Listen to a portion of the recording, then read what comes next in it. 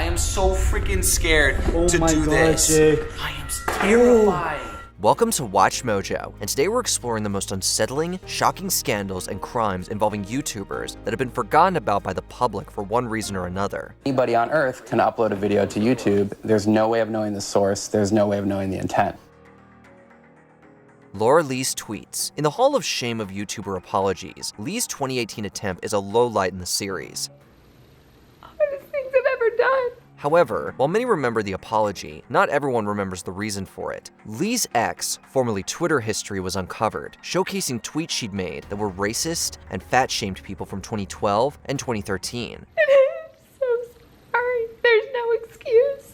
On top of being criticized for her apology video being perceived as disingenuous and seemingly positioning herself as a victim, the beauty YouTuber had her products pulled from stores, and companies, such as BoxyCharm, cut working relationships with her. Due to the backlash to her first apology video, Lee released another. She apologized for her apology video, and, due to less theatrical crying, was much better received than the former one. And I am truly sorry. I have changed so much as a human being in the past 6.5 years. DaddyOFive. In 2015, Michael Martin created DaddyOFive to showcase his family online for fun. What's up, Team DO5?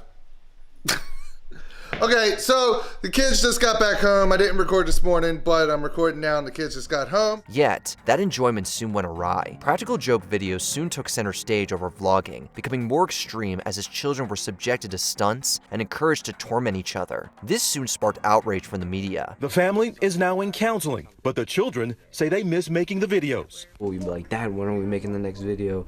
You know, when are we gonna make the next video? It was just something that I really look forward to. As well as two of the children being removed and taken into the care of their biological mother. Martin and his wife, Heather, were criminally charged for neglecting minors. In 2017, after agreeing to an Alford plea, the duo received 5 years of probation. The family attempted to make comebacks on YouTube multiple times, each resulting in the channel being banned. But that hasn't stopped them from staying in the business of producing online prank videos for YouTube with the 3 kids that they still have custody of.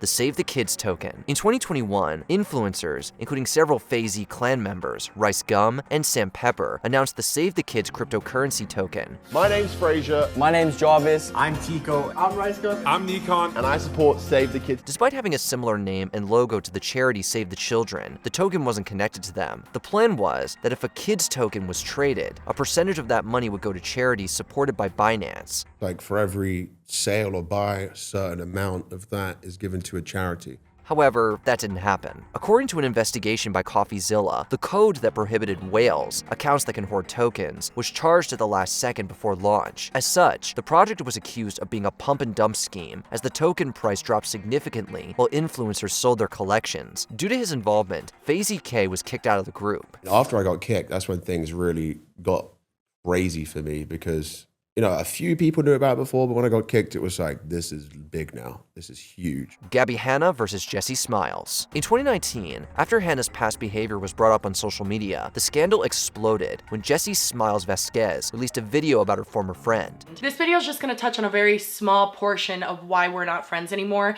and I'm only going to bring up the parts that are relevant to this situation. In 2013, Smiles accused Vine star Curtis Lepore of assaulting her while she was concussed. In 2014, Lepore took a plea deal, and the charge was later downgraded to a misdemeanor. At the time, Hannah allegedly made problematic tweets dismissing Smiles' events. Gabby has and always will paint me as someone who is crazy. I am the liar, I am the attention wanter. Despite that, Hannah and Smiles became friends before drifting apart. After Hannah's behavior was publicly showcased, she was classified as an assaulter apologist by the internet. She and Smiles then traded videos to put across their side. However, it backfired for Hannah when she referred to Smiles as her narcissistic abuser, drawing further outrage. Her first video, Gabby Hanna Needs to Be Stopped, was a preemptive strike because when I DM'd that girl, she saw all of the information that I could use against her. If you actually go and look at the information and evidence that she uses in her video, you'll see that it's actually a lot more damning for her than it is for me. Austin Jones. After growing to fame as a YouTube musician who covers songs, especially a cappella versions, Jones's career took a hit in 2015 when he was accused of, and later apologized for, asking minors for inappropriate videos. I've recently come under some fire on social media for mistakes I've made in the past.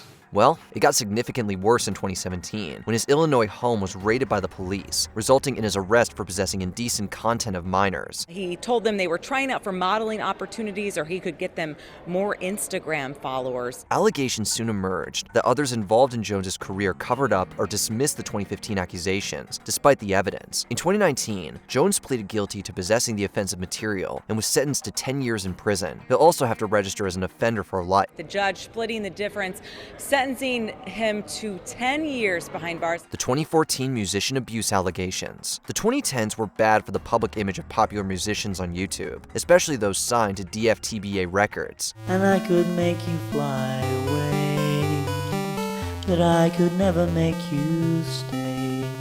Tom Milson, best known for ukulele pop songs, was accused by a minor of being in an abusive relationship with them when he was an adult. He didn't address the scandal until a 2019 apology video. I actually need to take responsibility for my actions, and I want to do that. I want to make it right, and I want to fix it. Musician Alex Day, also known as Naramom, had similar accusations. He admitted in a blog post about consent that he had manipulative relationships with women. Several months later, after over 14 women came forward with allegations against him, Day released an apology video, which didn't land too well as he monetized it and verbally attacked critics as militantly liberal and intolerant. I don't feel like my defense will even be listened to because as the perpetrator, it will instantly be made invalid. Both Milsom and Day left YouTube. 7 Awesome Kids. After finding success on YouTube with 7 Awesome Kids, Ian Rylett created an empire with several spin-off channels, earning nearly 20 million subscribers between them. Guys, look, I got my braces off! I've still got mine. The videos, typically focusing on girls and teenagers, had cast members vlogging about their lives. However, all the success vanished in 2018 when Rylett was arrested at a hotel near Florida's Walt Disney World. Rylett, a citizen of the United Kingdom visiting here on a visa, denies the allegations. He was accused of assaulting a minor who was hoping to work as a cast member on his channels. In 2019, the disgraced producer pleaded guilty and was sentenced to 90 days in jail. Due to his plea, Rylett's channels were terminated by YouTube. Now he'll sit behind bars for the next 2 months after a judge today accepted his guilty plea. Mike Lombardo. Focusing on his own original songs, Lombardo became an early success in YouTube's history with his piano-infused pop music, resulting in DFTBA Records signing him. However, after releasing 1 EP and 1 LP with the company, allegations emerged that Lombardo had been exchanging intimate photos and videos with underage girls. DFTBA Records moved quickly to drop him and scrub his music from their website. Months later, Lombardo was arrested. As part of a plea deal, the disgraced musician pleaded guilty to receiving prohibited content from several minors. As a result, he was sentenced to 5 years in prison in 2014. The truth about Lonely Girl 15. In 2006, YouTube viewers were enamored with teenager Bree Avery and her channel, Lonely Girl 15. Hi guys, so this is my first video blog. I've been watching for a while and I really like a lot of you guys on here. The early videos were of her vlogging about her everyday life as other people, such as Daniel Barlow, got involved. However, for some watching, something was off. They believed the channel wasn't a vlogging account for Bree, but something scripted. Well, it turned out they were right. Eventually, a trio of web sleuths tracked Bree to Amanda's office at Hollywood's esteemed creative artists agency.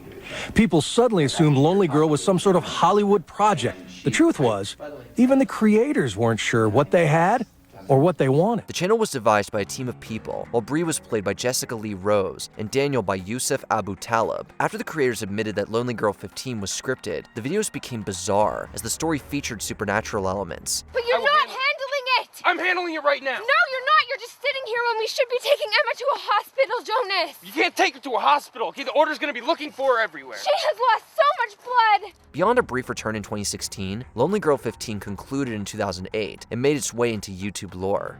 Before we continue, be sure to subscribe to our channel and ring the bell to get notified about our latest videos. You have the option to be notified for occasional videos or all of them. If you're on your phone, make sure you go into your settings and switch on notifications. ImJayStation's hoax. In 2020, through his JStation channel, Jason Ethier made a shocking announcement in a video. We're gonna say our last goodbyes to Alexia. He stated that his partner, Alexia Morano, had passed away after a car crash. While many fans were devastated, others felt something wasn't right as Ether plugged his second channel and merchandise. It got weirder when he released more videos about Morano, including contacting her with a Ouija board. However, it soon emerged that Morano was alive, and this was a publicity stunt. Alexia was never dead at all. Let me tell you guys exactly what happened with all these my girlfriend's dead videos, because right now it's going to be a very truthful story. She then broke up with him and accused him of assault, for which he was arrested. Due to YouTube demonetizing his main channel, Ether used his secondary one to avoid it. However, that caused the platform to terminate all of his channels in 2021. Every time something good happens in my life, it's always like taken away from me. What other disturbing and forgotten YouTube scandals did we miss? Let us know in the comments.